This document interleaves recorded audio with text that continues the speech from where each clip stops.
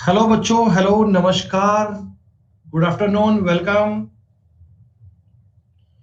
नमस्कार बच्चों, good afternoon, welcome. शीतल, राहुल, सजल, राहुल, अंकित, नीतीश, अनामिका, कल्पना, अंकित, भरत, सिमरन, Keshav.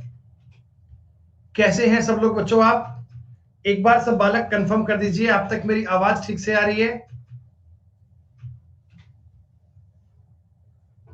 Okay भाई, हम भी एकदम बिल्कुल बढ़िया, ठीक ठाक, सब शानदार, अल्टीमेट कहानियों के साथ, बिंदास टॉपिक के साथ बच्चों। तो प्यारे बच्चों, आज अपना सफर शुरू होगा मिक्सचर का। आज हम पढ़ेंगे मिक्सचर। मिक्सचर मतलब मिश्रण। लेकिन उससे पहले मुझे बता दो, रेशो एंड प्रोपोर्शन टॉपिक की 6 नंबर शीट आपने कंप्लीट कर ली या उसके कुछ सवाल, कुछ डाउट आपके बाकी हैं?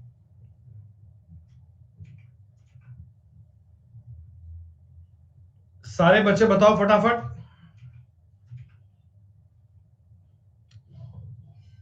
सारे बच्चे बताओ कि आपने सारे क्वेश्चन कर लिए, कुछ क्वेश्चन बाकी हैं? कुछ क्वेश्चन बाकी हैं अभी, कोई बात नहीं। देखो बालक, बात ऐसी है, कुछ मेरी बात को समझो। आप इस चीज के पीछे मत दौड़ना कि आज मिक्सचर स्टार्ट करना है, जल्दी करो। स्टार्ट जल्दी मत करो, स्टार्ट धीमे कर लेना, कोई बात नहीं। हम बीच में आपकी एक्स्ट्रा क्लास एक दो और लगवा देंगे, आधा घंटा क्लास एक्स्ट्रा पढ़ लेंगे, मुझे कोई दिक्कत नहीं है बच्चों। लेकिन जो टॉपिक आप क्लास में पूरा कर लो ना, उस टॉपिक पर आप 100% अपनी कमांड कर पाओ, 100% आपको बातें समझ में आ जाए, उस पर कभी बाद में जीवन में सोचना नहीं पड़े। आधा अधूरा मत पढ़ना। ज्ञान हो तो पूरा हो बेटा, आधा ज्ञान तो खतरनाक होता है ना? तो पहले मैं, आप बताओ, तो 3-4 क्वेश्चन हमने छोड़ दी लास्ट में, क्या पहले उनको पढ़ लें? उसके बाद हम आगे मिक्सचर पढ़ेंगे पूरा। आज बच्चों मिक्सचर ही स्टार्ट करेंगे आपका। 1 मिनट आप देखना, 1 मिनट। हाँ जी, तुम क्या रसी बेलाई कदों चाहे देखा लगे।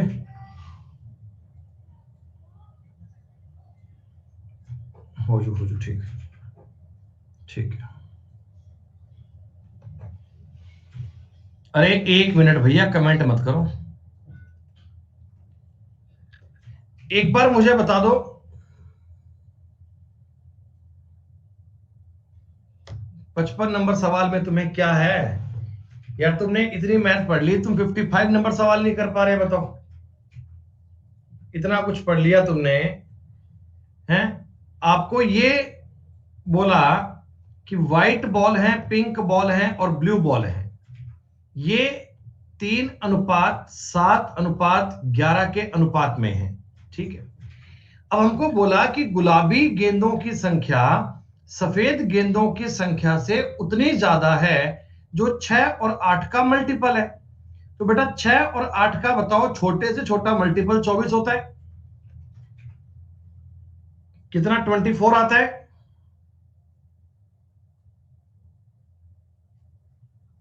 हाँ, हाँ भाई,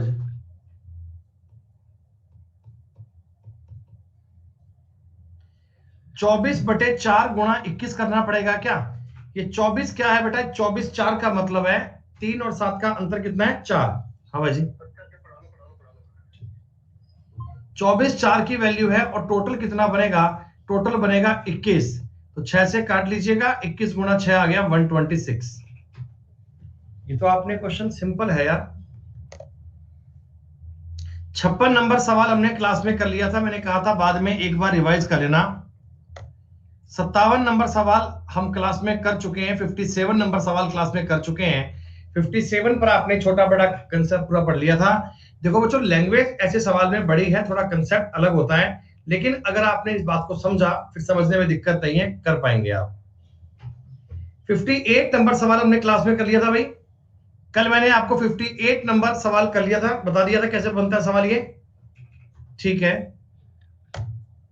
चलो अब सुनो बेटा, ये कुछ 59 नंबर की बात है। आई थिंक ये सवाल कई बच्चे कर पाए, कई नहीं कर पाए। जो नहीं कर पाए कोई बात नहीं, अब मेरी बात को समझना।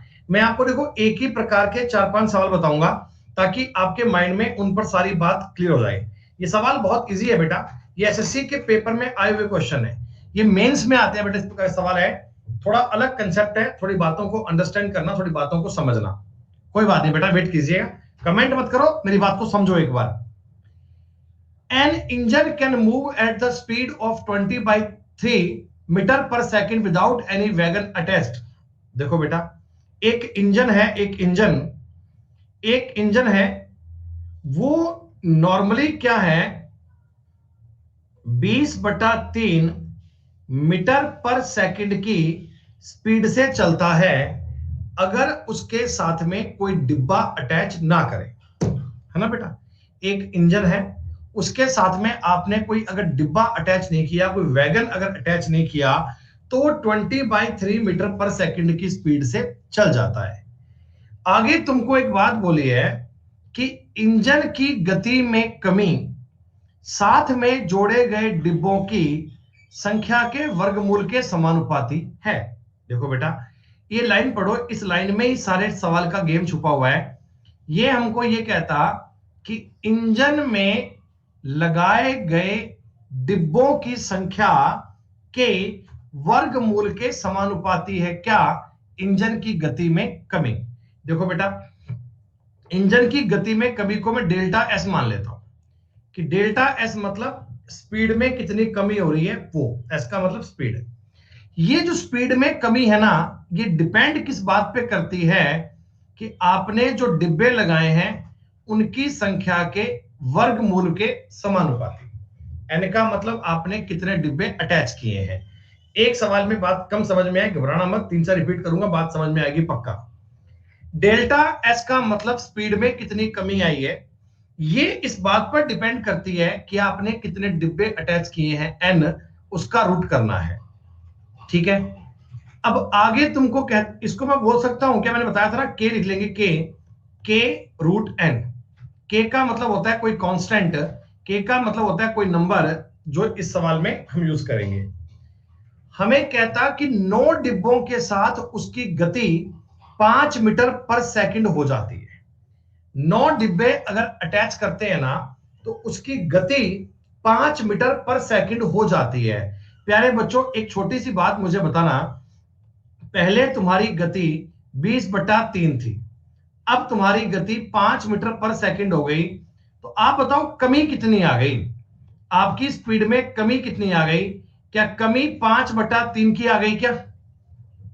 अगर मैं पूछता हूं कि आपकी स्पीड डिक्रीज कितनी हो गई, कमी कितनी आ गई, तो हमने कह दिया जी 5/3 की कमी आ गई, क्योंकि देखो कमी को डिपेंड करता है, कमी बराबर कब आई, जब तुमने 9 डिब्बे अटैच कर लिए, जब तुमने 9 डिब्बे अटैच कर लिए। फिर समझो, तुम्हारी 20/3 की स्पीड थी, आपकी 9 डिब्बे अटैच करने पर स्पीड हो गई 5 मीटर पर सेकंड। तो मैं चाह रहा हूं स्पीड में कमी कितनी आई, स्पीड में डिक्रीज कितना हुआ, तो 5/3 डिक्रीज हुआ। इक्वेशन में पुट कर लो साहब, तो आप मुझे बता दो के का मान 5/9 आ गया क्या? क्या दोस्तों, के का मान 5/9 आ गया क्या? क्या के का मान 5/9 ज्ञात कर लिया आपने? अच्छा जी, अब हमको सवाल ये कह रहा है कि डिब्बों की अधिकतम संख्या ज्ञात कीजिए जिसको वो इंजन खींच सकता है। बच्चों एक बात बताओ, जब इंजन के साथ में आपने कोई भी डिब्बा अटैच नहीं किया, तो वो 20/3 की स्पीड से चलता है क्या? है भाई, ठीक है। मैं एक काम करता हूं, मैं अपनी स्पीड में 20/3 की कमी कर लेता हूं, मतलब जो स्पीड में डिक्रीज है ना, स्पीड में डिक्रीज है, वो 20/3 कर लेता हूं कि अगर मान लो मेरे को पूरी पूरी इंजन को रोकना है, इंजन को स्टॉप करना है, 20/3 की कमी करनी है, तो कितने डिब्बे लगाने पड़ेंगे? आप कहना के गुणा रूट एन, यही होता है स्पीड में कमी बराबर के रूट एन। के का मान आप लोगों ने अभी अभी ज्ञात किया है, के का मान आप लोगों ने ज्ञात किया है 5/9। के का मान कितना ज्ञात किया है? 5/9। 5 चौका 20, 3 तिया 9। दोस्तों रूट एन का मतलब आ गया 12 और एन का मतलब आ गया 144। क्या प्यारे बच्चों, 144 डिब्बे लगाने पर, 144 डिब्बे लगाने पर आपका इंजन रुक जाएगा क्या? आपके इंजन की स्पीड 0 हो जाएगी क्या? अगर तुमने 20/3 की स्पीड से 20/3 की स्पीड कम कर दी तो मतलब आपके इंजन की स्पीड जीरो आ गई। 144 डिब्बे लगाने पर तुम्हारा इंजन रुक जाएगा। तो इसका मतलब दोस्तों आप एक डिब्बा कम अटैच करो, आप 143 डिब्बे अटैच करो। देखिए 144 लगाने पर तो इंजन रुक जाएगा, इंजन के ब्रेक लग जाएंगे, लेकिन आपने कहा हमें धीमे धीमे इंजन को चलाते रहना है। अगर मैं 143 डिब्बे अटैच करूंगा ना तो इंजन धीमे धीमे चलता रहेगा, इंजन स्लो स्लो मूव करता रहेगा, चाहे वो मर मर के चलेगा लेकिन चलता रहेगा चलता रहेगा चलता रहेगा। थोड़ा सा देख के बताओ क्या ये बात कुछ कुछ समझ में आई? पूरी बात समझ में नहीं आई तो कोई बात नहीं, मैं एक जैसे 4-5 सवाल बताऊंगा ना, फिर ये कंसेप्ट आपको आसान लगा करेगा, फिर ये कंसेप्ट कभी फ्यूचर में सामने आएगा तो आपको इस पर डर नहीं लगेगा, आपको इस सवाल से मोहब्बत सी हो जाएगी। ऐसा कुछ काम कर लेंगे बेटा अपन। आप एक बार चलिएगा, मेरा एक सवाल और देखिएगा, उसका डेटा जरा और आसान है, ध्यान से देखना। एक वाष्प चलित इंजन रेल के डिब्बों के बगैर 24 किलोमीटर प्रति घंटा की चाल से चलता है। बेटा नॉर्मली जो उसकी स्पीड है आप मुझे बता दो, 24 किलोमीटर पर आवर है क्या? एक बार मुझे बता दो नॉर्मली जो आपके ट्रेन की डिब्बे की बिना कोई डिब्बों के इंजन की स्पीड दी गई है।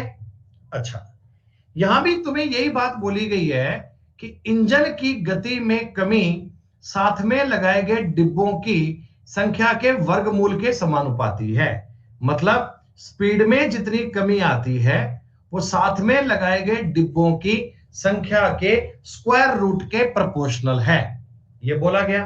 दोस्तों क्या मैं ये बोल सकता हूं क्या कि स्पीड में कमी का मतलब है के रूट एन? ये वाली चीज आपको सवाल में बोली गई है, ठीक है। अब तुमको ये कहता 4 डिब्बों के साथ में उसकी गति 20 किलोमीटर प्रति घंटा हो गई। बेटा नॉर्मली तो चलता था 24 की स्पीड से, तुमने 4 डिब्बे अटैच कर दिए तो वो 20 की स्पीड से चल रहा है, 20 की स्पीड से चल रहा है। तो क्या अब मुझे बता दो 4 की स्पीड में कमी आ गई क्या? नॉर्मली आपकी स्पीड 24 की होती है, अब तुम्हारी स्पीड 20 की बच गई तो 4 की स्पीड कम हो गई ना। हाँ, ये आ गया के रूट एन का मतलब तुमने बताओ कितने डिब्बे अटैच करें? तुमने बताओ कितने डिब्बे अटैच करें? 4 डिब्बे। दोस्तों रूट 4 का मतलब 2 होता है। क्या इस सवाल में के का मान 2 आ गया क्या? हाँ जी, इस सवाल में के का मान 2 आ गया। अब हमको ये पूछी गई बात कि बताओ जी अधिकतम कितने डिब्बे खींच सकता है। तो मैं ये जानता हूं कि 24 की स्पीड थी, मैं मान लेता हूं कि सारी स्पीड डिक्रीज हो गई, इंजन कब रुकेगा? मैं ये देख लेता हूं कि कितने की स्पीड पे इंजन रुक जाएगा। तो प्यारे बच्चों हमने 24 की कमी कर ली, बराबर के रूट एन होता है। के का मान सब बच्चों को पता है 2 है, तो 12 बराबर रूट एन। दोस्तों एन का मतलब आ गया 144, मतलब कि 144 144 डिब्बे अगर अटैच कर लिए जाएं, 144 अगर डिब्बे अटैच कर लिए जाए ना तो आपका इंजन रुक जाएगा, आपके इंजन की स्पीड 0 हो जाएगी। 24 से 24 डिक्रीज हो गया, क्या आपका इंजन रुक जाएगा? बिल्कुल रुक जाएगा। लेकिन दोस्तों हम चाहते हैं इंजन चलता रहे, वो धीमे धीमे चलता रहे, कुछ भी स्पीड से चले। तो आप एक काम करना, एक डिब्बा तोड़ लेना, 143 डिब्बे अटैच करोगे तो ये इंजन धीमे धीमे चलता रहेगा, स्लो स्लो मूव करता रहेगा और आपकी बातें सॉल्व होती रहेंगी। अरे भैया पहले स्पीड 24 की थी, लास्ट में स्पीड 20 की बची, तो क्या 4 की स्पीड कम नहीं हो गई क्या? 24 की स्पीड थी। हाँ पूनम देखो, एक कम करना है हमेशा। एक कम क्यों करना है ये बात समझ रहे हो ना, कि देखो 144 डिब्बे पर तो 144 डिब्बे पर तो आपका इंजन रुक जाएगा। हम चाहते हैं कि इंजन धीमे धीमे मूव करता रहे, तो वो 143 डब्बों को लेकर चलता रहेगा, 143 डब्बों को लेकर मूव करता रहेगा। अरे भैया, के का मतलब होता है कांस्टेंट नंबर, के का मतलब होता है कांस्टेंट नंबर। हम इस प्रकार का सवाल एक और करेंगे ना, हम इस प्रकार का सवाल एक और करेंगे। और जो नालायक ये लोग उत्तर कह रहे हैं ना कि हम जी स्क्वायर में से एक कम करके उत्तर टिक कर लेंगे, अरे मेरे भाई, कल को किसी पेपर में इधर घनमूल के समानुपाती आ गया, तुम एक स्क्वायर नंबर में से एक घटाकर याद करके बैठे हो, एक घटाकर याद करके बैठे हो, और कल को इधर पेपर में बोल दे क्यूब रूट के समानुपाती है, तुम तो उत्तर याद करके दे आओगे। हम ये बातें बताएंगे, पहले एक बार कंसेप्ट समझा करो बेटा। अधूरा ज्ञान हमेशा खतरनाक होता है, अधूरा ज्ञान हमेशा खतरनाक होता है। जब तक तुम्हें कंसेप्ट नहीं आता, ये फालतू की चोचलेबाजी पढ़ते ना यूट्यूब पे आप, कि इस सवाल का उत्तर आए तो स्क्वायर में से एक कम करो उत्तर तैयार, स्क्वायर में से एक कम करो उत्तर तैयार, वैसा पेपर में रिजल्ट नहीं आता है। पेपर में रिजल्ट आने के लिए कंसेप्ट आना चाहिए, कंसेप्ट आपके पल्ले पड़ना चाहिए।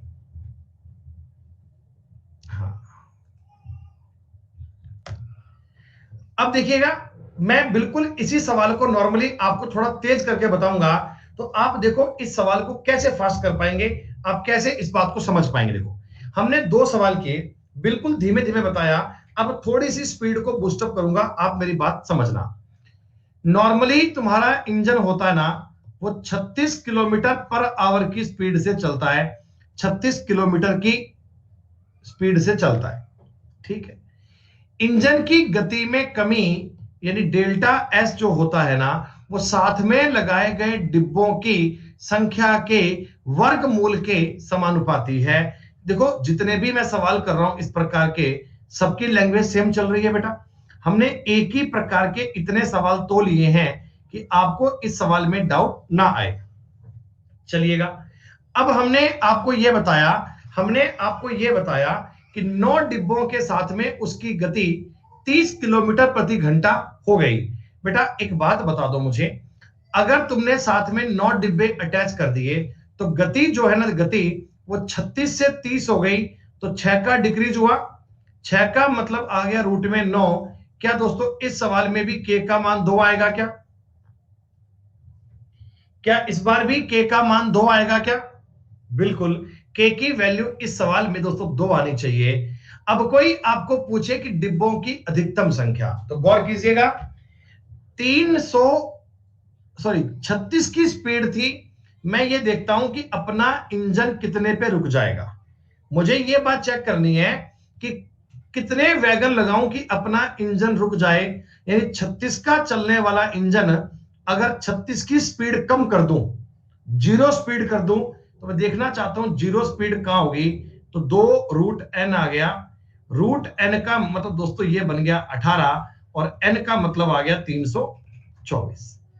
324 डिब्बे अटैच करने पर आपकी गाड़ी रुक जाएगी, आपकी रेलगाड़ी चल नहीं पाएगी, आपकी रेलगाड़ी मूव नहीं कर पाएगी बच्चों। लेकिन 323 अगर लगाओगे तो धीमे धीमे चल पाएंगी, धीमे धीमे बात कर पाएंगे आप।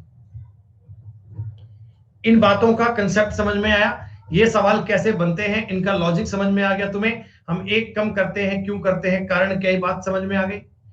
अब अगर पेपर में कभी ये सवाल से आपका सामना हो जाए, अगर कभी एग्जाम में आपको ये सवाल मिल जाए बच्चों, तो आप ये सब प्रोसेस मत करना, आपको प्रोसेस करना आना चाहिए, आपको ये बात पल्ले पढ़नी चाहिए। तो मैंने करके बता दी, डिब्बों की संख्या वर्गमूल के समानुपाती है। देखो, अगर वर्गमूल के समानुपाती है ना, तो इस क्वेश्चन का जो उत्तर बनता है ना, वो स्क्वायर में से एक कम बनता है हमेशा। एग्जैक्ट नंबर का जो स्क्वायर है उससे एक कम बनता है। तो अब ऑप्शन देख लो, 324, 322, ये तो उत्तर हो नहीं सकते।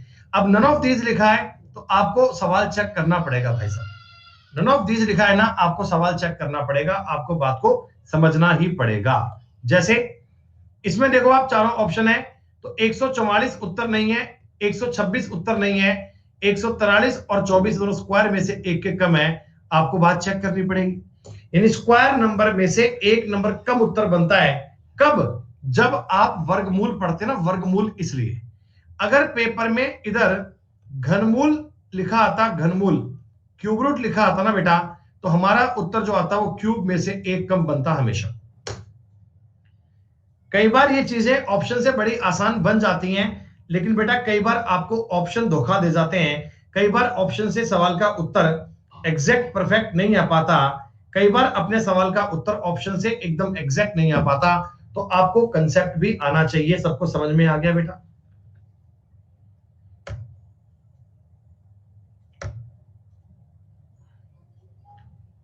62 नंबर सवाल आपने कर लिया होगा।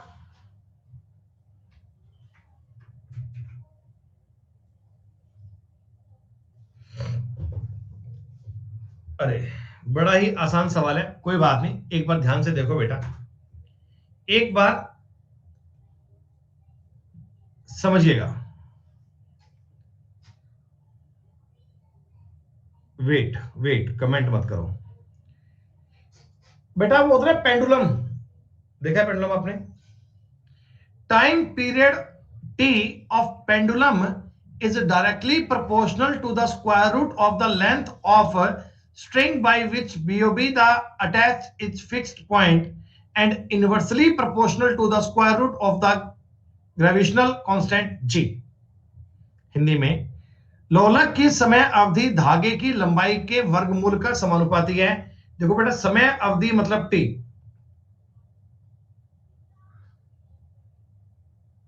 टी टी किस बात पे डिपेंड करता है? धागे की लंबाई के वर्गमूल का समानुपाती। ये समानुपाती है धागे की लंबाई, मैं एल मानता हूं, उसके वर्गमूल के समानुपाती है। एक लाइन पढ़े, ये बात आपको समझ में आ रही है? टी का मतलब टी का मतलब बेटा है धागे की ये समय, लोलक का समय, ये धागे की जो लंबाई होगी, लेंथ होगी, उसके वर्गमूल के समानुपाती है। हाँ जी, जिसके द्वारा लोलक एक बिंदु से जुड़ा हुआ है, ठीक है, और गुरुत्वाकर्षण जी के वर्गमूल के व्युत्क्रमानुपाती है। और बेटा टी है ना, टी ये व्युत्क्रमानुपाती है 1/√g के, 1/√g के। क्या बताओ जी, ये कह रहा है क्या? जी के वर्गमूल का व्युत्क्रमानुपाती है। व्युत्क्रमानुपाती का मतलब होता है इनवर्सली प्रोपोर्शनल। तो बेटा मैं इन दोनों चीजों को कंबाइंड करके ऐसा बोल सकता हूं क्या? टी बराबर के, ये साइन रखे लगा दिया, रूट के अंदर L/G, टी बराबर रूट के अंदर L/G, दोनों रूट में है, ठीक है। आगे तुम्हें एक सवाल में बताया गया कि गोले की समय अवधि 3 सेकंड की है, टी का मान 3 है, जब क्या? गुरुत्वाकर्षण का मान 4 है और धागे की लंबाई 9 मीटर है। ये देखो जी, धागे की लंबाई 9 मीटर है। तो बच्चों इससे बता दो आपके के का मान आ गया क्या? इससे आपके के का मान आ गया क्या? 3 × 2/3। क्या के का मान 2 बन चुका है क्या? अरे बोलो, के का मान 2 बन जाएगा क्या? खत्म बात। आगे पूछा गया उस गोले की समय अवधि क्या बनेगी? टी का मान ज्ञात करना है। जब के तो 2 आएगा ही आएगा, रूट के अंदर एल कितना, लंबाई कितनी है? 64 बटा जी कितना है? 16। खत्म बात।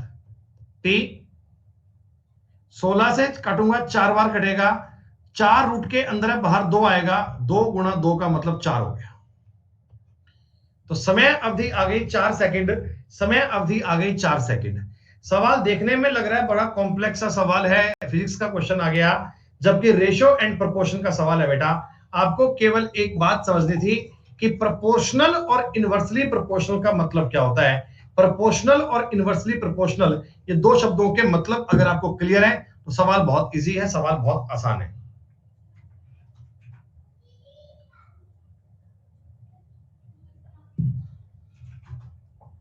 कंबाइन नहीं किया था तो दिक्कत आ रही थी, अब कंबाइंड हो गया, अब तो दिक्कत नहीं आएगी सवाल में। अरे आपने तो कई टफ टफ भी सवाल पढ़ लिए बेटा, क्या ये क्वेश्चन तो बहुत इजी था? बताओ बताओ, ये तो बड़ा आसान सवाल था, उड़ा दिया आपने। क्या इस प्रकार के सवाल पहले कभी अटेम्प्ट किए हैं भैया आपने? रेशियो टॉपिक में इस प्रकार की बातें पहले पढ़ी हैं? तो भैया लेवल तो ऐसे ही पढ़ो ना आजकल। फिर अगर आपने लेवल पढ़ना है, अगर आपने चीजों का सही एक्चुअल में काम करना है, तो ऐसा करो भाई, आसान आसान क्वेश्चंस पे खुद को मन में लेके बैठ गए कि हमें सब आता है, फिर वो पेपर में क्या करके आओगे भैया? पेपर में क्या करके आओगे? चीजें पढ़ो तो ऐसे पढ़ो एक बार में काम पूरा बन जाए, सुपर बेस्ट वाला। बाद में इनको चक्कर आने की आवश्यकता नहीं है। ये दिल टूटने का सवाल तो हमने कर लिया। ये बेटा दिल तो अपन तोड़ चुके ना, 1000 रुपए का दिल था, 1000 रुपए का दिल था, आप जोड़ चुके।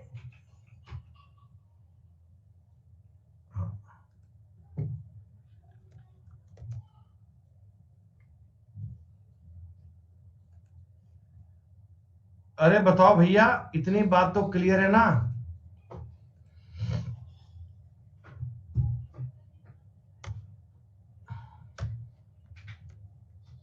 कितने सवाल बचे हैं आपके? और 4 सवाल बचे हैं। An electric train is going with the speed of 40 km per hour and its electric power is thrice of its friction force.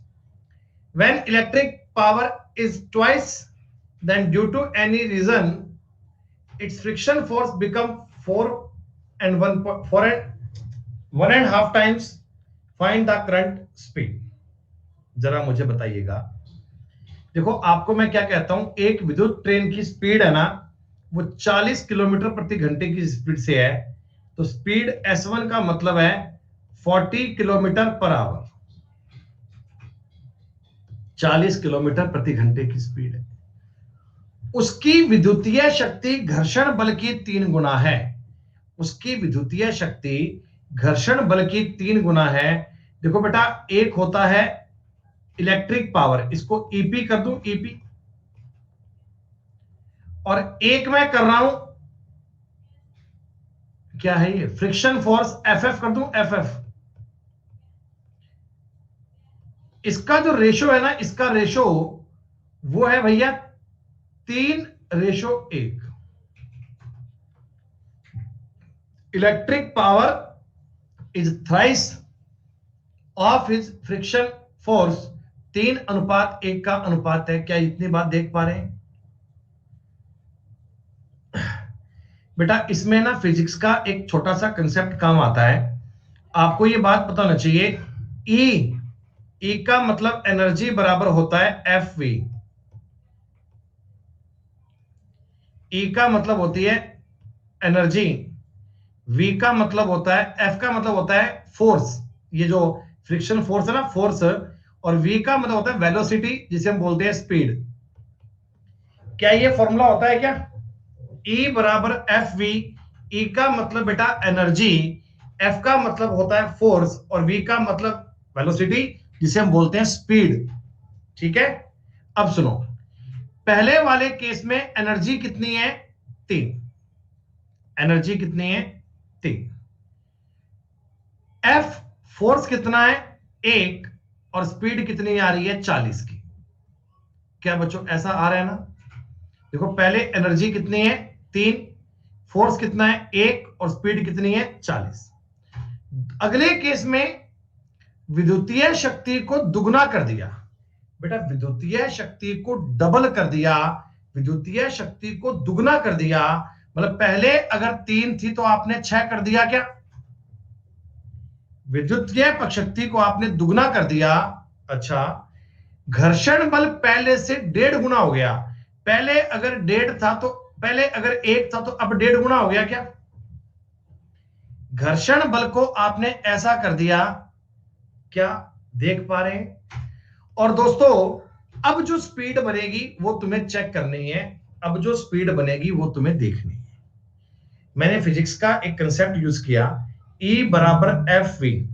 ठीक है, पहले E अगर 3 था तो F 1 था और स्पीड 40 की थी। अब E 6 है, वो 1.5 है, तो स्पीड आपको ज्ञात करनी है। बड़ी आसान सी बात है। एक बार मैं उठा पटक करता हूं, सवाल करूंगा बाद में।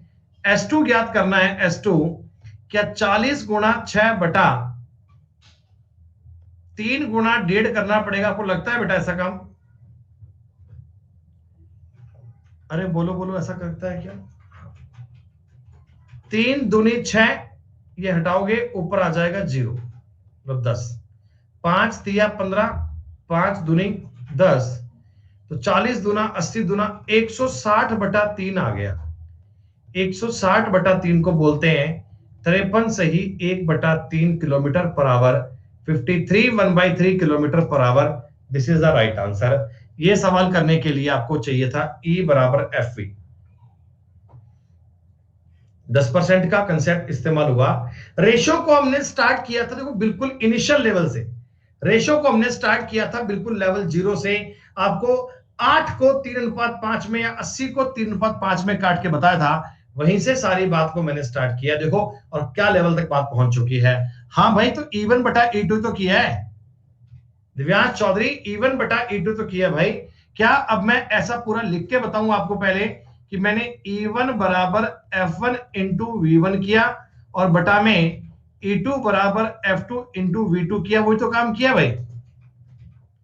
फॉर्मूला है और कुछ नहीं है भाई साहब। आप देखो जो बच्चा पहली क्लास से पढ़ते आ रहा है उसको देखो, मैंने बिल्कुल लेवल स्टार्ट किया था 0 से ना, और देखिए अब किस लेवल तक की बात आ गई है। आपको हर क्लास में इतना लेवल नहीं मिलेगा बेटा, हर क्लास में इतना लेवल नहीं मिलेगा। ये मैं आपको प्री और मेंस सारा सिलेबस एक साथ करवा रहा हूं, मैथ्स का पूरा पूरा कंसेप्ट बता रहा हूं आपको, सारी चीजें बता रहा हूं कि सवाल आसान से आसान है तो भी कर पाओ, और टिपिकल से टिपिकल आ जाए तो भी आप उसमें डरो नहीं, तो भी आप इसमें घबराओ नहीं।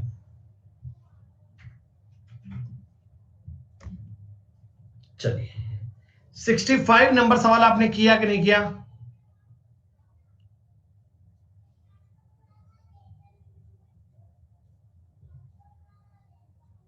नहीं, कोई बात नहीं, थोड़ा फटाफट देखो बेटा एक बार।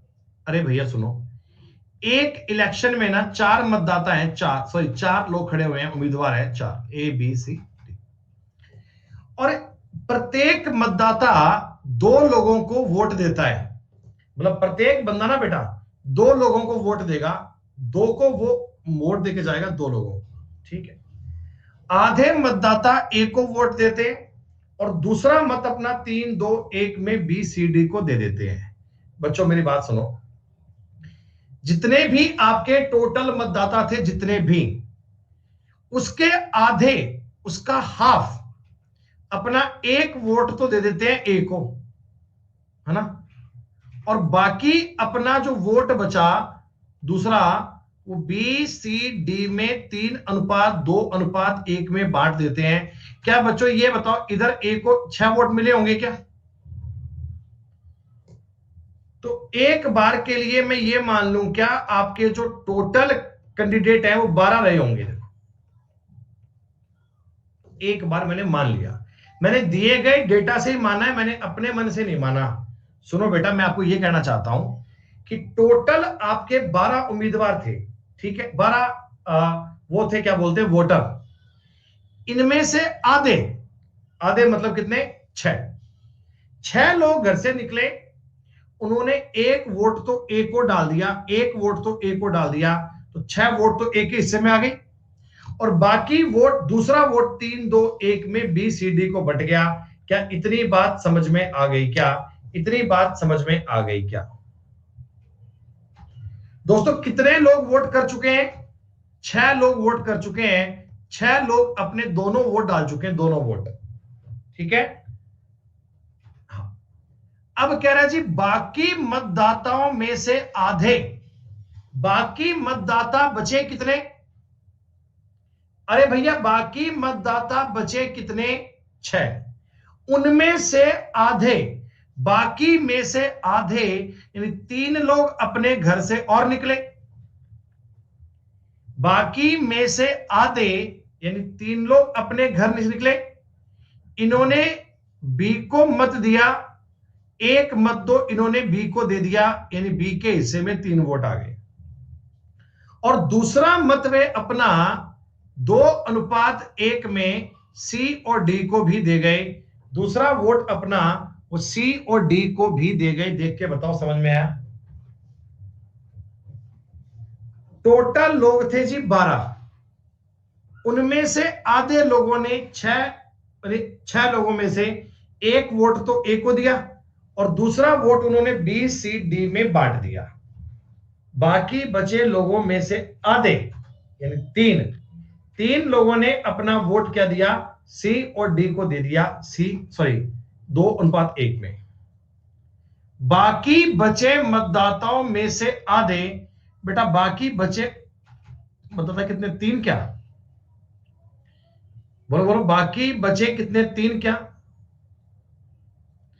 तीन में से आधे, तीन में से आधे दोस्तों 1.5 लोगों में से 1.5 लोगों ने अपना एक एक वोट दिया सी और डी को, 1.5 इसको दिया, 1.5 इसको दिया। देखो प्रत्येक बंदे के पास 2-2 वोट थे, तो 1.5 लोगों ने सी और डी को अपने आधे आधे वोट दे दिए। क्या बताओ, इतनी बात देख पा रहे हो?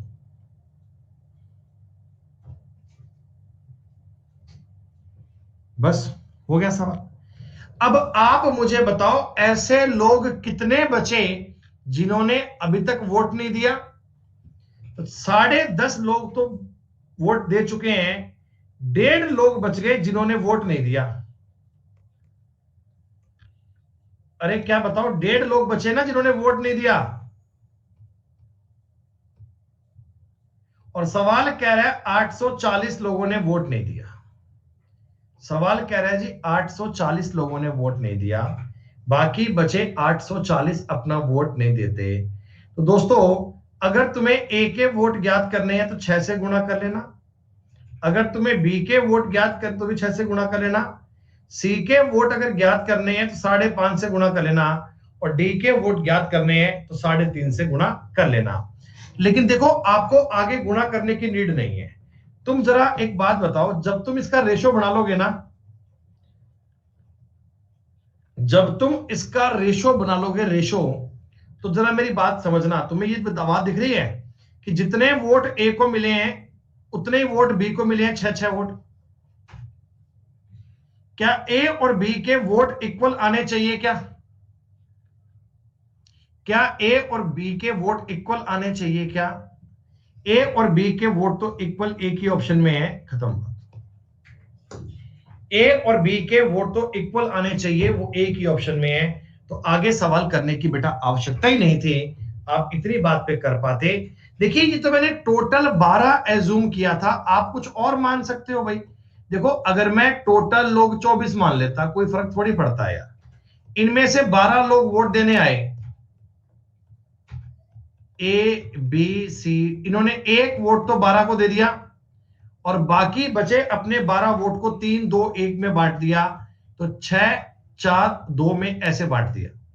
बाकी बचे लोगों में से आधे, 12 बचे 6, एक वोट तो इसको दे दिया और बाकी वोट इनमें बांट दिया 4:2 में।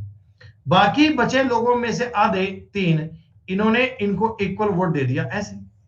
तो अब तो ये मान लो 3 बच गया, 24/3 करना पड़ेगा आपको, सॉरी 3 लोग बच गए, 840/3 करना पड़ेगा, एक ही बात है।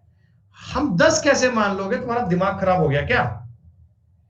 अरे मुझे जब ये पता है, मुझे 10 का पहले आधा करना पड़ेगा, आधे को फिर 3:2:1 में बांटना पड़ेगा। इतना समझ में नहीं आया?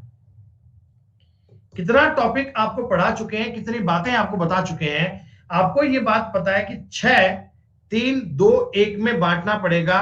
तो या तो टोटल लोग 12 मानो, या कोई 12 का मल्टीपल मानो, या तो टोटल बंदे 12 मानो या कोई 12 का मल्टीपल मानो, जिससे कि आपको रेशो सॉल्व करना इजी हो जाए। क्या कर पाएंगे सवाल? मेरे को लगता है कि मेरे को नेक्स्ट चैप्टर से ना आपको केवल इजी इजी क्वेश्चन स्टार्ट करवाना चाहिए। थोड़ा सा सवाल अगर टफ आ जाए आपको, तो आपके हाथ पांव फूल जाते हैं, आपको बातें समझ में नहीं आती हैं।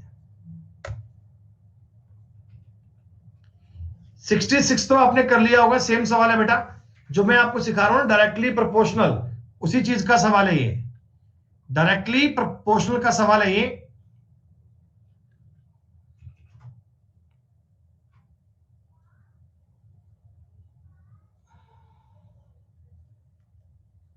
ठीक है, आप कर पाएंगे, जितने सवाल अब तक बताए हैं उस बिहाव पर ये सवाल हो जाएगा। ये सवाल कोई टफ नहीं है, अलग नहीं है। ये भी क्वेश्चन वैसा ही है जैसा मैंने बताया ना, पहले के का मान ज्ञात कर लो। देखो आप इक्वेशन बना लिया करो, बस की तय की गई दूरी की समानुपाती, तो बस के लगाए गए समय के वर्गमूल के समानुपाती होती है। आप उस इक्वेशन को बना लीजिए, इक्वेशन को बनते ही के का मान ज्ञात कर लीजिए, और के का मान ज्ञात आते ही आपके सवाल का उत्तर तैयार। हाँ, ये सारे सवाल एक जैसे होते हैं, इनकी थीम एक जैसी है बेटा। 68 आपने कर लिया।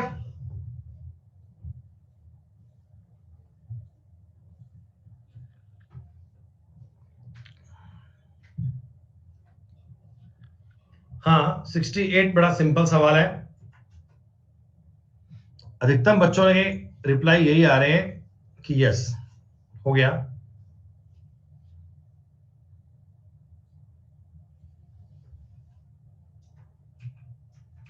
ओके बेटा, ओके। देखो ये सवाल कितना देखो इजी होता है। कह रहे हैं एक हॉस्टल का खर्चा आंशिक रूप से चर है तो छात्रों की संख्या पर डिपेंड करता है। मतलब बेटा देखो हॉस्टल में दो प्रकार की चीजें होती हैं। एक तो खर्चे होते हैं फिक्स, जैसे किराया भाड़ा हो गया, अभी और हो गया ना। कुछ खर्चे होते हैं जो डिपेंड करते हैं बच्चों की संख्या पे।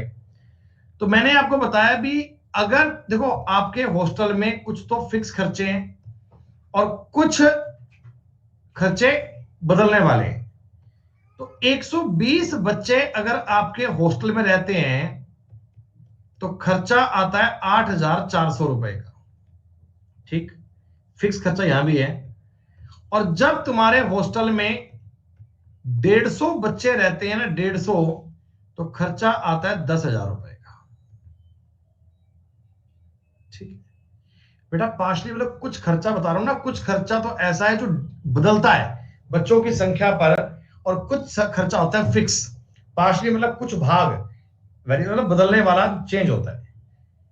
120 बच्चे थे, खर्चा आया 8400 रुपए का। 150 बच्चे आए, खर्चा आया 10,000 रुपए का। इसका मतलब 30 छात्र जब बढ़ गए, 30 छात्र जब बढ़ गए, 30 बच्चे जब बढ़ गए, तो क्या आपका खर्चा 1600 रुपए बढ़ गया क्या? तो यहां से मैं एक बात कह सकता हूं कि 30 बच्चों का खर्चा अगर 1600 रुपए है, 30 बच्चों का खर्चा अगर 1600 रुपए है, तो 120 बच्चों का खर्चा, 120 बच्चों का खर्चा, इतना खर्चा 6400 रहा होगा। भाई 30 बच्चों का खर्चा 1600 है, तो 120 बच्चों का खर्चा कितना रहा होगा? 6400। इसका मतलब आपको ये काउंट हो गया कि फिक्स खर्चा अपना 2000 रुपए था। फिक्स खर्चा कितना था? 2000 रुपए। फिक्स खर्चा जो था 2000 रुपए था, 2000 रुपीज था। अब दोस्तों प्यारे बच्चों एक बात समझना, अब एक बात को माइंड में सेव कर लेना, एक बात को ऑब्जर्व कर लेना दिमाग में कि साहब 330 छात्रों का खर्चा ज्ञात करना है। तो 330 बच्चों का खर्चा ज्ञात करोगे ना, इसका गुणा कर लो 11 से, ये बन जाएगा 17,600। और 2000 रुपए आपका फिक्स खर्चा है हॉस्टल का, 19,600 आपके सवाल का उत्तर बन गया। 19600 इज द करेक्ट आंसर। 19,600 को लॉक कर दीजिए।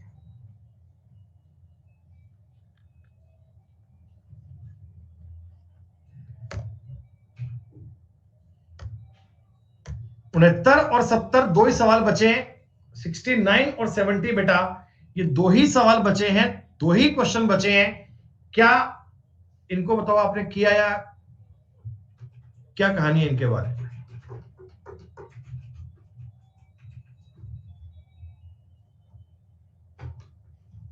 नहीं हुआ। बस बेटा 5-7 मिनट का टाइम लेंगे आपका, 5-7 मिनट का, और हम इस बात को समझ लेंगे, तुरंत इस सवाल को ट्राई कर लेंगे। उसके बाद ये टॉपिक अपना पूरा हो जाएगा। मतलब ये दो सवाल करने के बाद ना आप ये कह सकते हो कि मिक्सचर का कोई भी आदमी सवाल कैसा भी दे दे, किसी पेपर का, किसी बुक का, किसी मैगजीन का, ऑनलाइन का, ऑफलाइन का, कहीं कोई सवाल कैसा भी आ जाए, आप रेशो का हर एक सवाल कर पाएंगे, आप रेशो का हर एक बात कर पाएंगे। रेशो में आपको कभी कोई दिक्कत नहीं आएगी। सुनो, एक लड़का और एक लड़की एक पेंसिल से खेल रहे हैं। ये पेंसिल है इनके हाथ में, इस पेंसिल से ये खेल रहे हैं लड़का और लड़की। ठीक, लड़की ने पेंसिल को दो भागों में तोड़ दिया, लड़की ने पेंसिल को दो भागों में तोड़ दिया, एक भाग ये, एक भाग ये तोड़ दिया। ठीक है,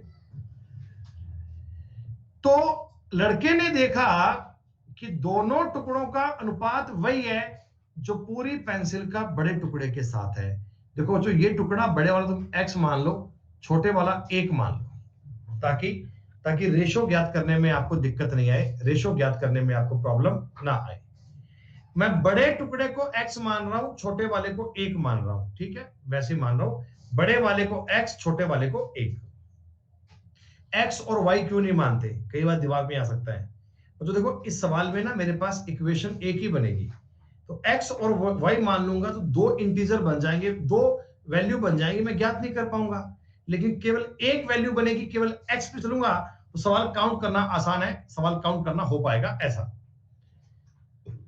हमें बताया कि दोनों टुकड़ों का अनुपात वही है, मतलब बड़ा बटे छोटा अनुपात वही है।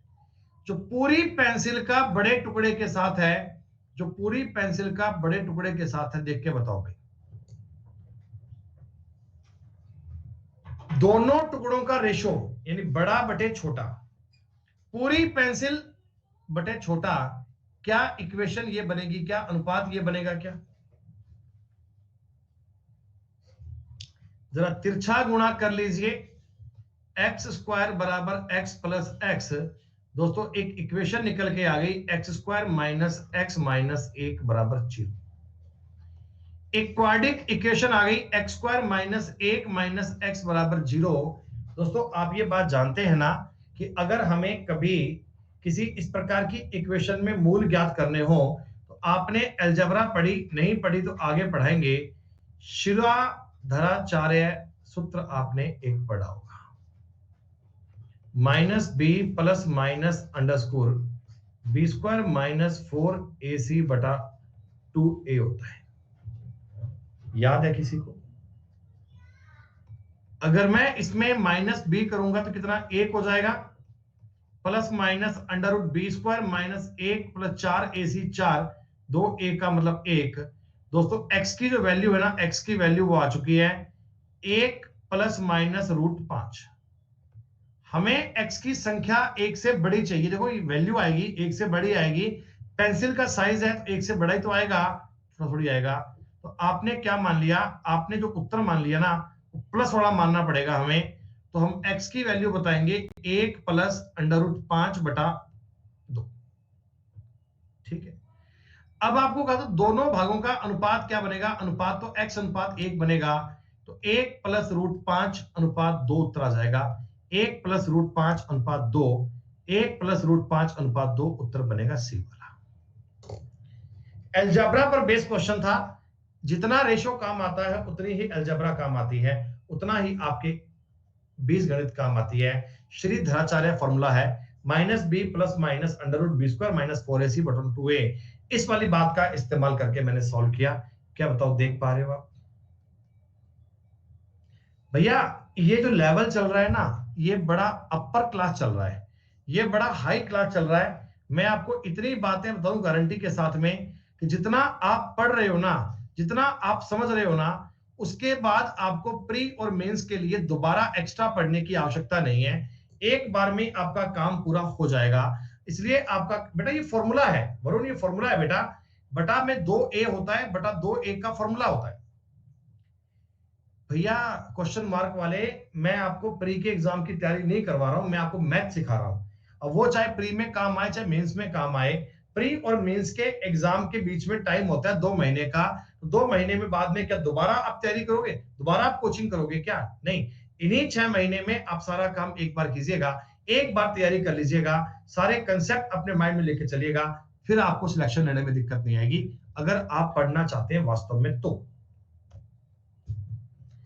इस क्लास को कम से कम 2 बार देखना बेटा, अगर 3 बार देखोगे तो भी कोई दिक्कत नहीं है, कम से कम 2 बार देखोगे, कम से कम 2 बार, तो जाके बात बनेगी।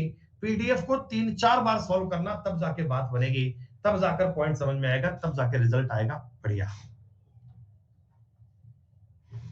2/3 of the number of employees of a company are male and rest are female। एक कंपनी में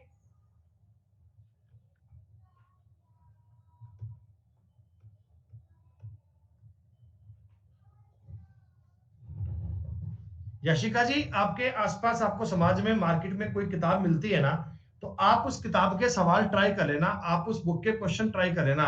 यकीनन आप एक एक सवाल को पढ़कर ये पाओगे कि ये तो हमने क्लास में कर लिया, ये तो क्लास में हो चुका है, ये तो बताया था सर ने, ये तो हो ही गया। ऐसा लगेगा, आप ट्राई कर लेना, आपको लगेगा ऐसा। मेल और फीमेल का अनुपात है जी 2:1, ऐसा ही है क्या?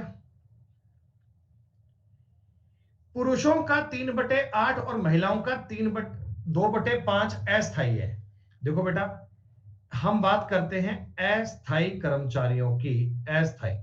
तो पुरुषों का तो 3/8, यानी 2 का तो 3/8, और महिलाओं का 2/5, महिलाओं का 2/5। देखो अब ना ये संख्याएं बड़ी फ्रैक्शन ऐसे बन जाएंगी, तो हम आसान करने के लिए टोटल कुछ मान लें क्या? 120 मान लें क्या? आपने कहा जी 120, 120 में कैसे मान लिया आपने? देखो 8 और 5 का कितना रेशो हो गया? 40, 40।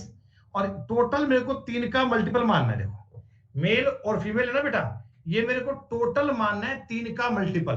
भाई 2:1 में तभी कर पाऊंगा, तो मैं 40 दिया 120 मान लेता हूं, ताकि मेरे को आगे सवाल करने में दिक्कत ना आए, आगे मेरे को सवाल पढ़ने में नुकसान ना हो, हम अपने सवाल को फटाफट कर पाए। देखो टोटल 120 में बताओ मेल कितने मानूं? 80, फीमेल 40 मान लूं क्या? आप कहोगे हाँ। पुरुषों का 3/8 अस्थायी है, यानी 30 है क्या? अब देखो सवाल जा रहा है खटाखट तुरंत। महिलाओं का 2/5 अस्थायी है, 16 अस्थायी है क्या? बोलो बोलो बोलो। तो जो परमानेंट कर्मचारी हैं, परमानेंट स्थायी वाले, वो मेल तो बचेंगे 50 और फीमेल आएंगे 24। सवाल कह रहा है स्थायी कर्मचारी 740 है, आपके अकॉर्डिंग 74 आ रहे हैं क्या? टोटल कर्मचारी कितने आएंगे? गुणा 120 करोगे 1200 आएगा। टोटल कर्मचारी 1200 आ गए क्या? 1200, ठीक है। अब ये कह रहा है कि कुल कर्मचारियों का 7/15। बेटा एक तो तुम 1200 का 7/15 निकालो, 560 आ गया।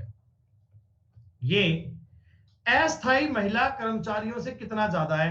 अस्थायी महिला कर्मचारी 160 आएंगी क्या? इनसे 400 ज्यादा है। मामला खत्म हो गया। अब ये क्यों आ गया, कैसे आ गया, ये बहुत बढ़िया से तब समझ पाओगे जब वैल्यू सिस्टम पर आपकी कमांड होगी, जब वैल्यू सिस्टम पर आप काम कर पाओगे। दोस्तों वैल्यू सिस्टम को ऑब्जर्व करोगे ना, तब जाकर सारी बात आपको समझ में आ जाएगी। 115 सवाल पहले शीट में थे, 25 अगली शीट में थे, 62 अगली शीट में थे, और शीट नंबर 4 में कितने सवाल थे भाई? शीट नंबर 4 में 50, शीट नंबर 5 में 35, और शीट नंबर 6 में 70। 5 5 10 2 12, 5 17 का एक हासिल 2, 4 6 10 15 18, 7 25 का 2, और 350 प्लस क्वेश्चन हो गए आपके, केवल रेशो ही रेशो के, केवल अनुपात ही अनुपात के। बेटा आसान से आसान और टफ से टफ सारी जानकारी, सारा पॉइंट आपने पढ़ लिया। लगभग बात मैं उम्मीद करता हूं आपको समझ में आ गई होगी। रेशो टॉपिक में आपका अब कोई डाउट नहीं आया होगा। बच्चों आप इन बातों को कम से कम 2-3 बार रिवाइज करना, शीट को सॉल्व करना, पढ़ना, फिर आप चाहे कोई भी पेपर में रेशो ट्राई कर लो, आपको सवाल करने में कभी दिक्कत नहीं आएगी, नेवर। चलिए now time for new topic, अब समय है नए टॉपिक का। जितने बच्चे क्लास में लाइव बैठे हैं बेटा एक बार लिख दो हाय हेलो, ताकि मैं देख पाऊंगा साथ साथ, ताकि नए टॉपिक की बात शुरू कर रहे हैं अब से हम।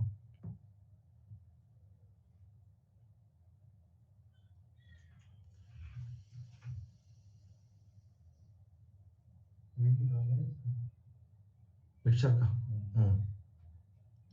कितने पार्ट है? 3 क्या? और 150 क्वेश्चन का होगा। हाँ ठीक है, ठीक है बेटा, शुक्रिया। सब बच्चे लाइव बने हुए हैं, जो डेली क्लास में आते हैं वही बच्चे। बच्चों आज की जो कहानी है, आज का जो सेशन है ना, वो हम स्टार्ट कर रहे हैं जी मिक्सचर। हिंदी में इसे बोलते हैं मिश्रण। क्या होता है मिक्सचर, क्या होती है कहानी? देखो बेटा, अगर तुम्हारे पास कोई चीज अकेली है, मतलब तुम्हारे पास बर्तन में शुद्ध दूध पड़ा है, तो दूध है, ओरिजिनल है, कोई दिक्कत नहीं। शुद्ध पानी पड़ा है तो भी शुद्ध है, कोई दिक्कत नहीं है। लेकिन एक से ज्यादा चीजें अगर मिला दी जाए, दो चीजें, तीन चीजें मिक्स अगर कर दी जाए, तो उनको बोल देते हैं मिक्सचर। बड़ी सीधी सी बात है। अगर तुम्हारे पास कोई चीज इंडिविजुअल है, कोई चीज अकेली है, तो वो प्योर है, उसे बोलते हैं शुद्ध। शुद्ध पानी भी हो सकता है, शुद्ध दूध भी हो सकता है, शुद्ध आपके पास अल्कोहल भी हो सकता है, शुद्ध आपके पास तेल भी हो सकता है, कोई भी चीज है। लेकिन अगर आपने दो चीजें मिक्स कर दी, तो उसको बोल देते हैं मिक्सचर। कंसेप्ट क्या है, लॉजिक क्या है, बात क्या है, एक बार आप पेन कॉपी छोड़ दीजिएगा और मेरी बातों को एक बार समझने का प्रयास करना। जब आपको बातें समझ में आ जाए तो मुझे बता दीजिएगा। सिर्फ 2 मिनट का, 4 मिनट का कंसेप्ट है ये।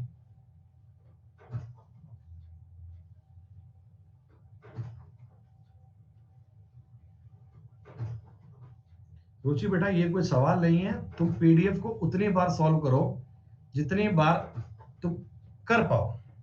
जब तक सवालों पे तुम्हें कंफर्ट नहीं लगता तब तक आप काम करो।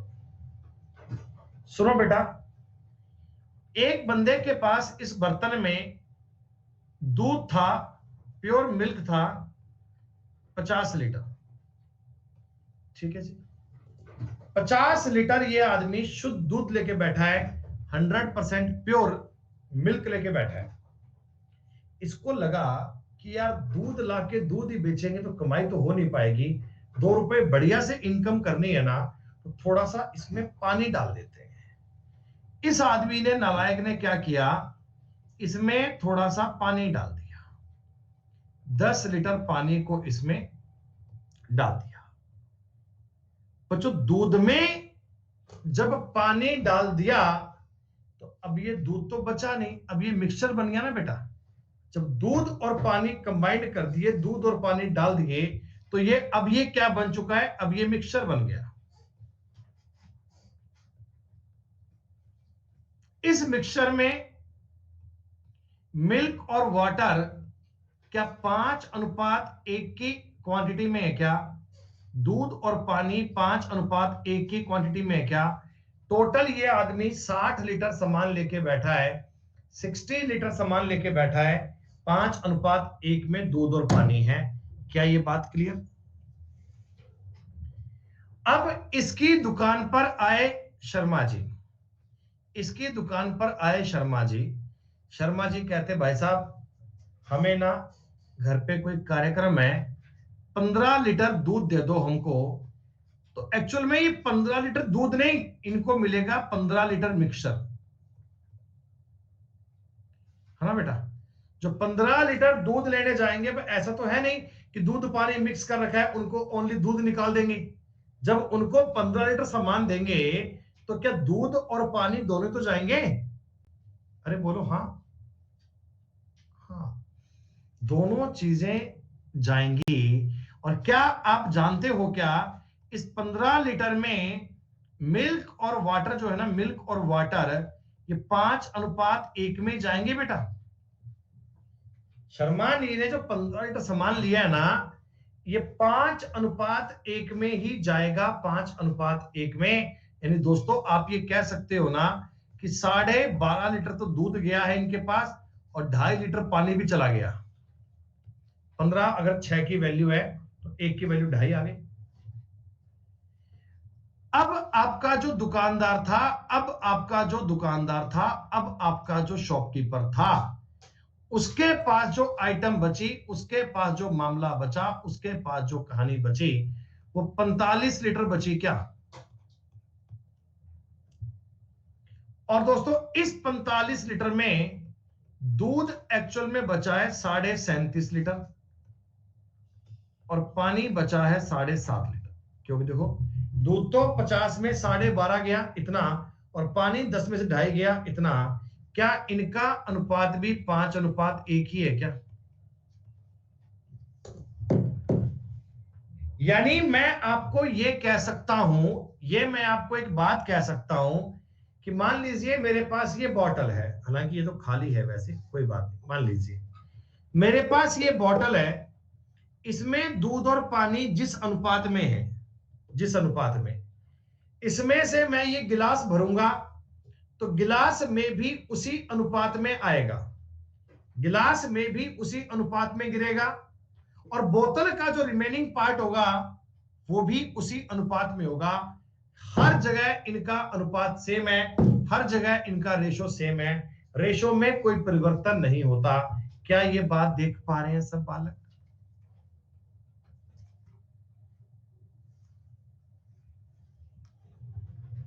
ये मैं आपको बता रहा हूं कि जब मैं एक मिक्सचर में से कुछ क्वांटिटी निकालता हूं, कुछ क्वांटिटी बचती है, तो वो क्या है, ठीक। अच्छा, अगर मैं मान लो आपके पास मिल्क और वाटर का एक कॉम्बिनेशन है, मिक्सचर है, उसमें पानी और डाल दूंगा या दूध और डाल दूंगा, तो अनुपात गड़बड़ा जाएगा, तो अनुपात में फर्क आ जाएगा ना। अनुपात सेम कब बनता है, अनुपात सेम कब बनता है, जब आप कोई मिक्सचर में से एक क्वांटिटी बाहर निकाल लो और बची हुई क्वांटिटी का और बाहर निकाली क्वांटिटी का मिक्सचर का वही रेशो होता है जो स्टार्टिंग में होता है। ये कंसेप्ट आपको मैंने यहां लिख कर दिया है, ये छोटी सी बात मैंने आपको लिख कर दी है। तो क्या ये बताओ, ये बात आपको क्लियर हुई?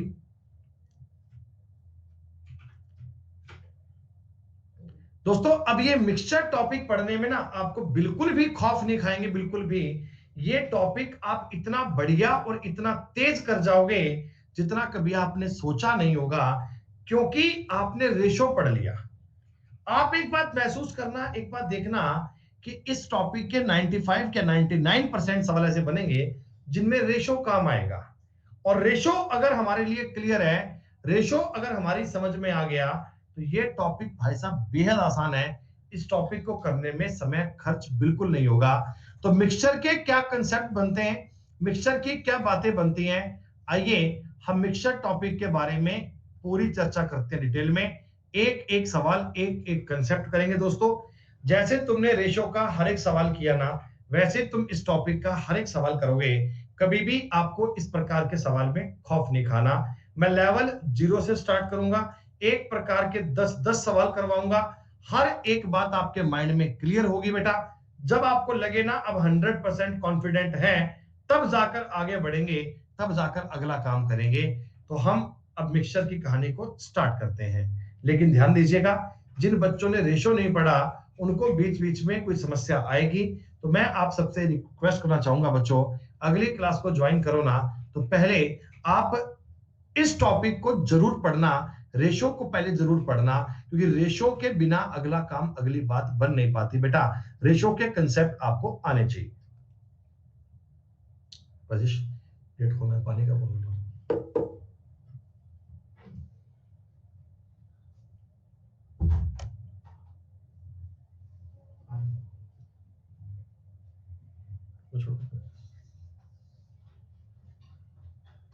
आपको सवाल नहीं करना है, आपको सिर्फ देखना है। ओए लड्डू बेटा, पानी चाहिए थोड़ा सा।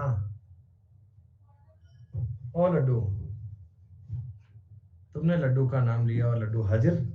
हाँ बेटा, आ जाओ। और क्या हो गया तो? हेलो बब्बू, देखो टॉपिक नया आ गया बच्चों क्लास में, पता है?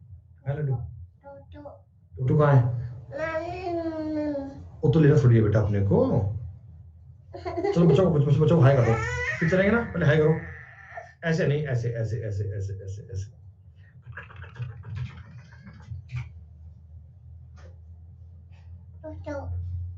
क्यों आ रही है? हाँ, ये लेना है क्या?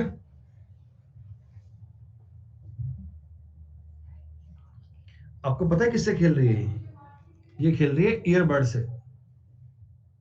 देखो इसके हाथ में, दिखाओ बेटा। ये डिब्बी खोली, अच्छे, अब लगाओ। कहाँ कहाँ कहाँ लगाएगा बेटा? बताओ कहाँ लगाना है ये?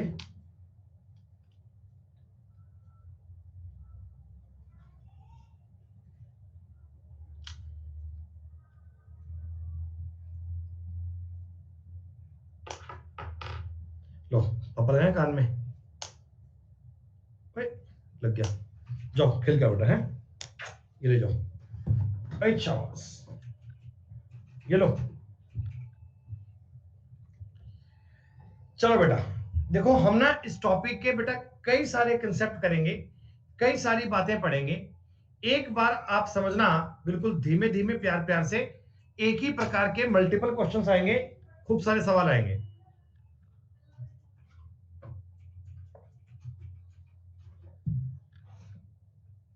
इन ए 30 लीटर मिक्सचर ऑफ एसिड और water, the ratio of acid और वाटर 3:2। सुनो बेटा, आप कई कई बातें समझना, आप कई कई पॉइंट समझना। हम चाहते हैं चीजों की अंडरस्टैंडिंग बन जाए, चीजों की आपको समझ बन जाए। एसिड और वाटर का जो रेशियो है ना, वो 2:3 है। ठीक है, टोटल क्वांटिटी कितनी है? आप कहना जी 30 लीटर है, 30 लीटर है। ठीक, मिक्सचर में कितना पानी मिलाऊं, मिक्सचर में कितना पानी मिलाऊं प्लस कितना पानी मिलाऊं कि अम्ल और पानी का अनुपात 2:5 हो जाए। क्या ये जो मैंने स्ट्रक्चर लिखा है इसको देख पा रहे हो? एसिड और वाटर कितना है? 30 लीटर। तो मैंने कहा कितना और पानी डाल दूं कि अनुपात 2:5 हो जाए। दोस्तों कायदे की बात समझो, इधर और इधर देखो एसिड तो सेम ही है।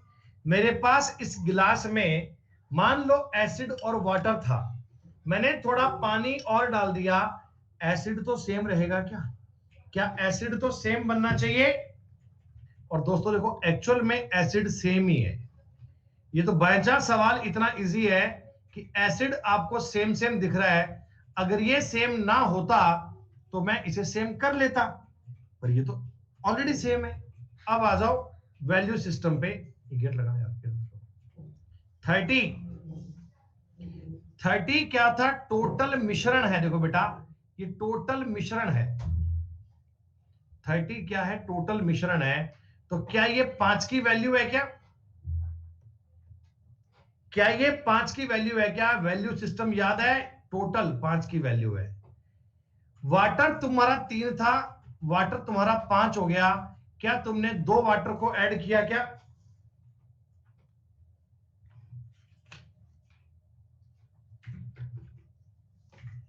दोस्तों वाटर पहले 3 था, अब वाटर तुम्हारा 5 हो गया, 2 ऐड किया होगा, तो 5 6 30, 6 दूनी 12, 12 लीटर तुमने ऐड किया पानी, 12 लीटर तुमने पानी ऐड किया, जिससे तुम्हारा रेशो ये बन गया।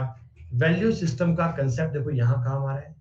फिर समझो, 2:3 में था एसिड और वाटर, हमने कुछ पानी डाल दिया ताकि अनुपात 2:5 हो जाए। तो हमने क्या बताया, ये 30 टोटल की वैल्यू है, 5 की वैल्यू है। पानी कितना मिलाया? तो पानी 3 और 2, 2 मिलाया है, 2 की वैल्यू आ गई 12 लीटर। यानी लगभग इस प्रकार के तरीके आपने रेशो में किए थे क्या? क्या लगभग ऐसी बातें आपने रेशो में पढ़ी थी क्या? हाँ। तो मतलब मैंने आपको ना टॉपिक्स इस प्रकार अरेंज किए हैं कि रेशो जो पढ़ोगे उसका कंसेप्ट आपको इसमें काम आएगा।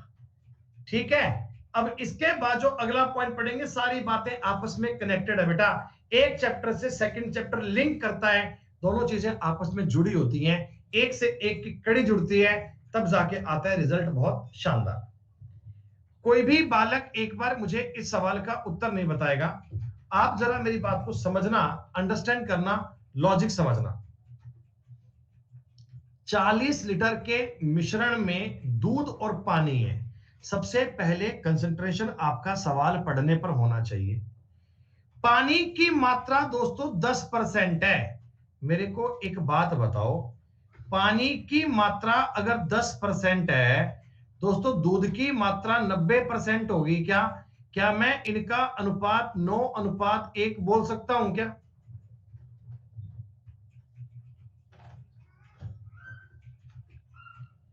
और टोटल तुम्हें पता है ये 40 लीटर है, ये बात आपके दिमाग में सेव है कि टोटल बात कितनी है? 40%।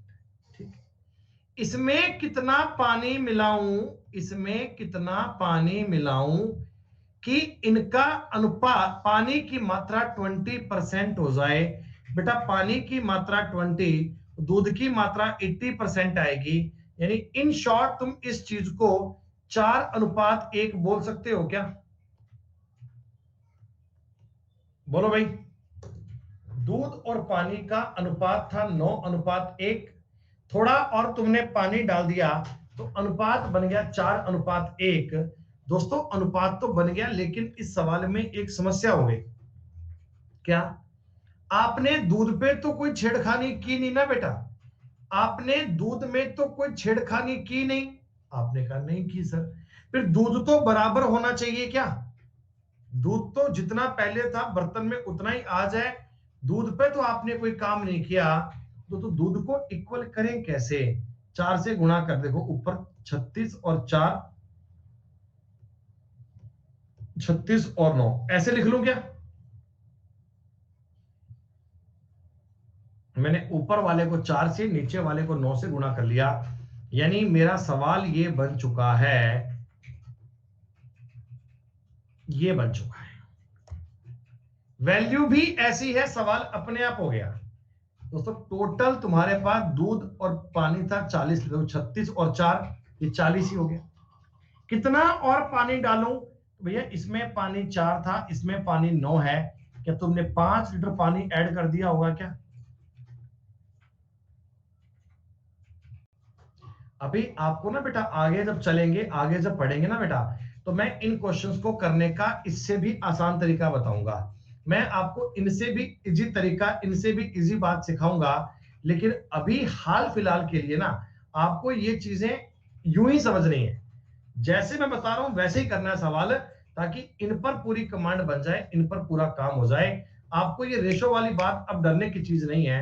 रेशो मतलब कंसेप्ट क्लियर। देखो ग्लिसरीन के 50 लीटर नमूने में 20% मिलावट पाई जाती है। देखो बेटा आपके पास ग्लिसरीन है और इसके अंदर कुछ आपकी मिलावट है, कुछ आपकी मिलावट है, ठीक। टोटल तुम सैंपल लेके आए 50 लीटर का, ठीक है। मिलावट है 20%। दोस्तों मिलावट अगर 20 है तो ग्लिसरीन 80% होगा इसमें। अरे बोलो भैया, 20 और 80 का रेशो है। क्या इस चीज को हम काटकर 4:1 कह सकते हैं क्या? क्या इस बात का मतलब आप 4:1 बोल सकते हो? तो कह रहे हैं मिलावट को 5% करने के लिए कितना ग्लिसरीन मिलाएं। यानी इस बार तुमको पानी मिलावट नहीं मिलानी, तुमको ग्लिसरीन और डालना है। ग्लिसरीन ग्लिसरीन और डालना है।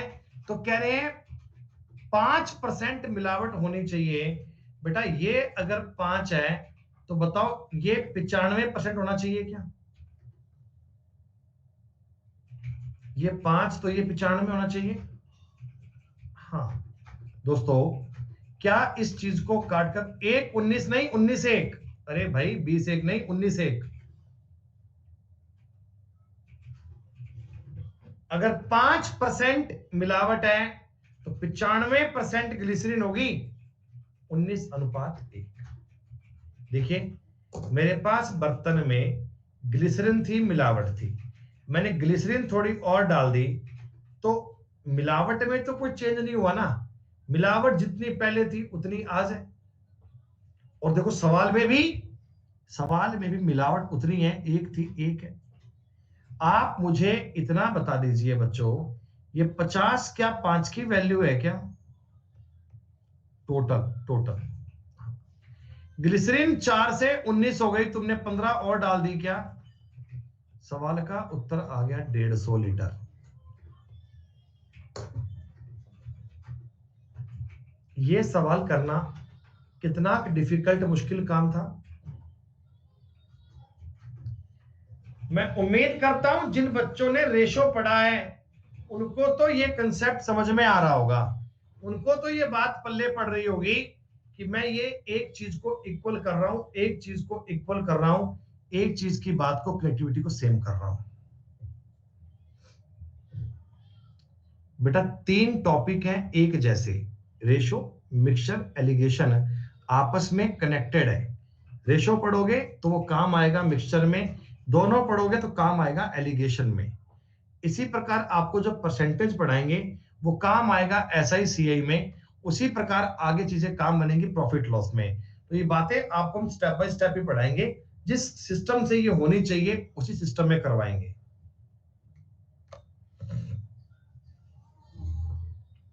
मेरी बात को समझना, बहुत ठंडे दिमाग से, बहुत बढ़िया से, जल्दबाजी मत करना, ठीक है। हम इतने सवाल आपको क्लास में करवा देंगे कि मतलब मन में सवालों का खौफ नहीं रहेगा, मन में सवालों का डर नहीं रहेगा। 7:3 में कह रहा है कितने लीटर पानी डाल दूं कि अनुपात 2:1 बन जाए। टोटल क्वांटिटी आपको पता है 80 लीटर है। प्यारे बच्चों, इस सवाल में बता दो, दूध को सेम करने की कोशिश करोगे क्या? दूध की मात्रा को इक्वल करने की कोशिश करोगे क्या? 2 से गुणा करोगे 14×6, इसको 7 से गुणा करोगे 14×7, यानी इतना सा काम करना है जी, इतनी सी बात को समझना है, ठीक है जी। हो गया सवाल क्या? 80 लीटर, ये 20 की वैल्यू है, पानी तुमने 1 डाला है, उत्तर आ गया 4।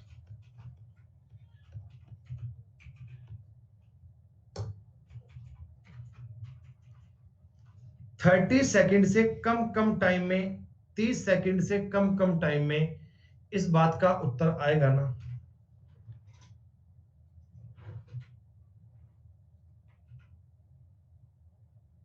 ठीक है।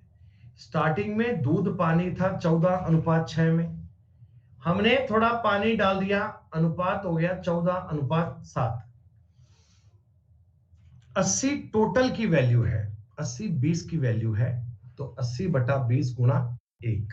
ये जो मैंने 80/20 × 1 किया है ना, इसी चीज का नाम होता है वैल्यू सिस्टम।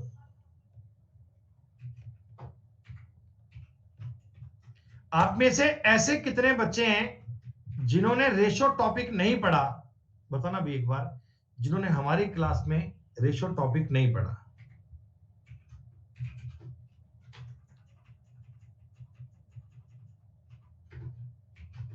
और कोई बालक?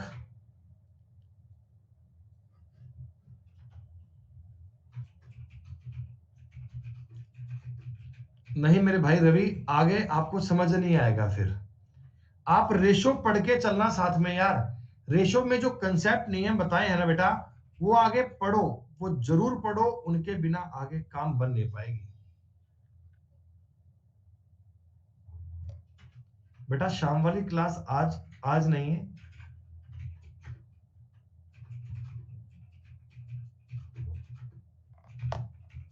पवन कुमार भैया, दूसरी जगह से बात बन नहीं पाएगी। अगर आप चाहते हैं भैया कि हमारे अकॉर्डिंग सीखें तो हमारे अकॉर्डिंग पढ़ लीजिएगा। देखो बेटा, आप ना, गणित एक ऐसा विषय है जिसमें मैं आपको एक एडवाइस देता हूं, निजी एडवाइस है कि किसी एक ही मास्टर से पढ़ो। मैं आपसे ये नहीं कह रहा कि आप मेरे से पढ़ो, आपको ये कह रहा हूं कि आप किसी से पढ़ो, लेकिन जिससे पढ़ो ना, उसी पे पूरा एक पार्ट करना, या तो अर्थमेटिक का एडवांस का पूरा सेक्शन एक ही मास्टर से करना। क्योंकि जो चीजों को समझाने की बेटा ना, एक फ्रीक्वेंसी मैच होती है मास्टर की और बच्चे की, वो हर एक टीचर के साथ अलग अलग बॉन्डिंग बनती है। तो कई बार हो सकता है आपको कहीं और से बढ़िया समझ में आए, हमसे ना आए। ये भी हो सकता है किसी और से समझ ना आए, मेरे से आ जाए। तो फ्रीक्वेंसी जहां आपकी बढ़िया मैच करे ना, आप वहां से करो। लेकिन बच्चों, गणित विषय को पढ़ने के लिए, समझने के लिए आप मास्टर मत बदलो, एक मास्टर से पढ़ो। जो आदमी आपको पढ़ा रहा है वो दिल से पढ़ा रहा है, चाहे कोई भी पढ़ा रहा है। आप हर एक व्यक्ति से ट्राई मत करो कि वो कैसा पढ़ाएगा, वो कैसा पढ़ाएगा। एक मास्टर बनाओ, उससे सारी बात पढ़ लो बस।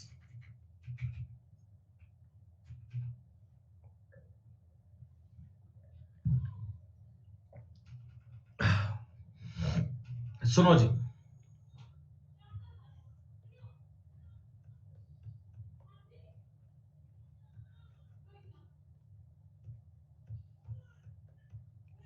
बेटा टाइम दीजिए 2 मिनट का, 2 मिनट में है, प्लीज वेट कीजिए, 2 ही मिनट का टाइम दीजिए।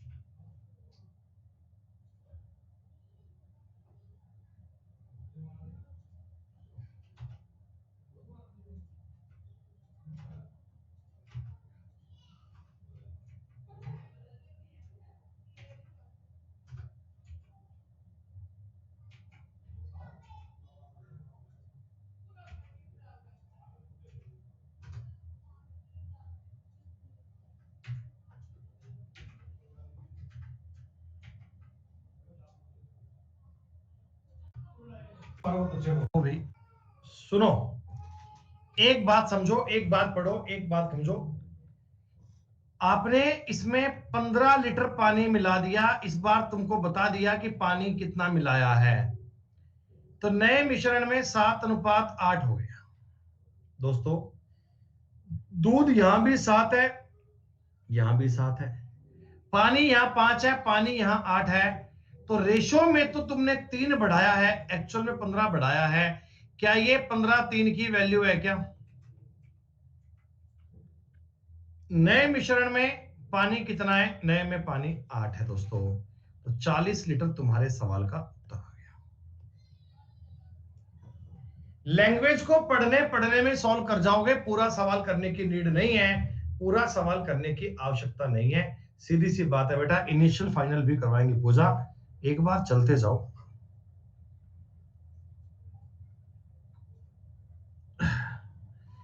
5 लीटर शराब और पानी के मिश्रण में 40% शराब है, 1 लीटर पानी और मिलाओगे तो नए मिश्रण में शराब की मात्रा क्या बनेगी? बेटा देखो ऐसा है, तुम्हारे पास शराब है और पानी है, इसे गिरा देना। 5 लीटर का टोटल मिश्रण है, 40% शराब है, यानी 2:3 है। यानी आप कह सकते हो क्या कि 2 लीटर तो शराब है और 3 लीटर पानी है? बोलो बोलो, 2 लीटर शराब है और 3 लीटर पानी है, तुमने 1 लीटर पानी और डाल दिया, तो अब ये 2 लीटर और 4 लीटर हो गया क्या? नए मिश्रण में शराब की मात्रा कितनी होगी? बेटा नए मिश्रण में शराब 2 है, 6 में से गुणा 100 करके परसेंट ज्ञात करते हैं, तो 33 सही 1/3% आएगा। 33 1/3% आएगा, 33 सही 1/3।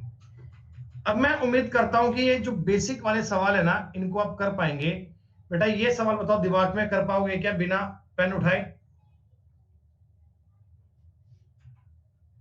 बेटा श्रुति इस क्लास की रिकॉर्डिंग एक बार और देखना।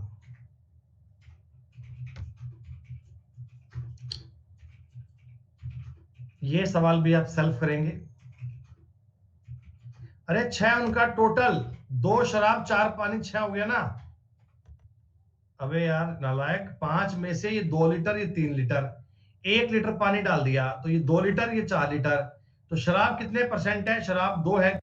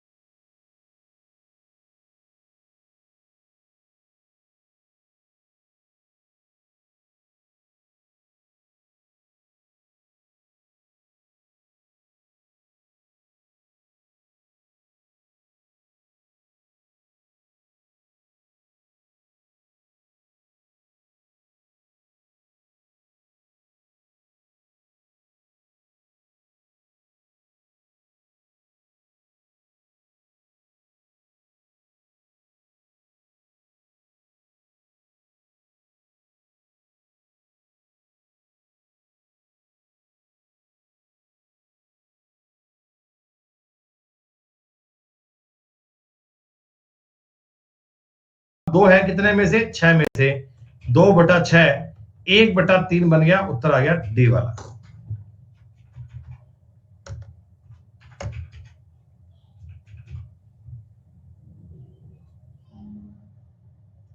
आसान सवाल है, आसान सवाल है ये भी।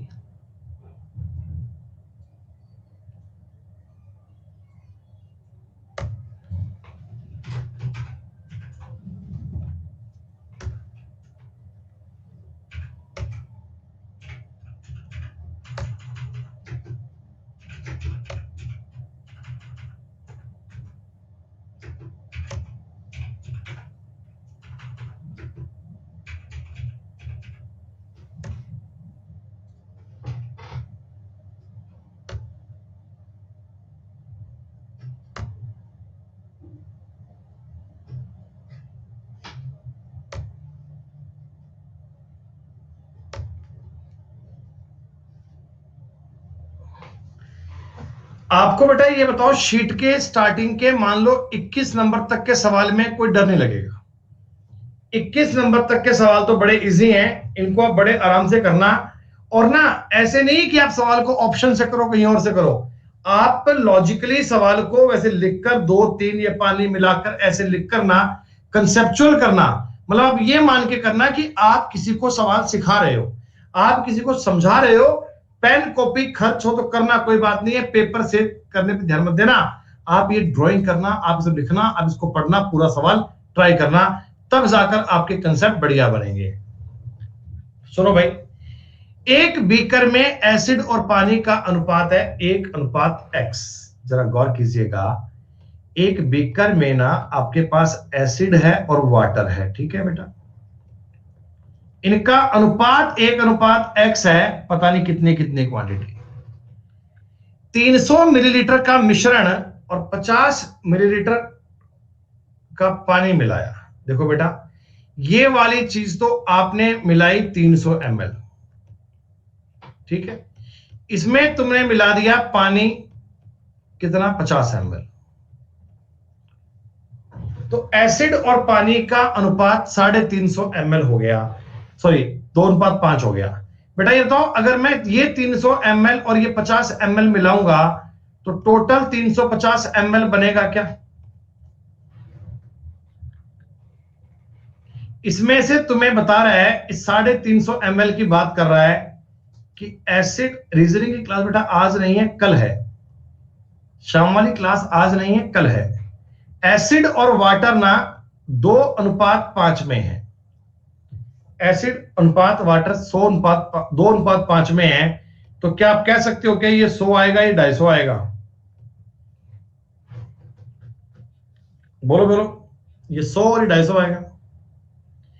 अच्छा, ये एसिड तो इसमें वो केवल यहीं से आया होगा, कहीं और तो एसिड मैंने मिलाया ही नहीं था। पानी 250 यहां से आया, 50 पानी तो ये मिलाया था और 200 पानी यहां रहा होगा क्या?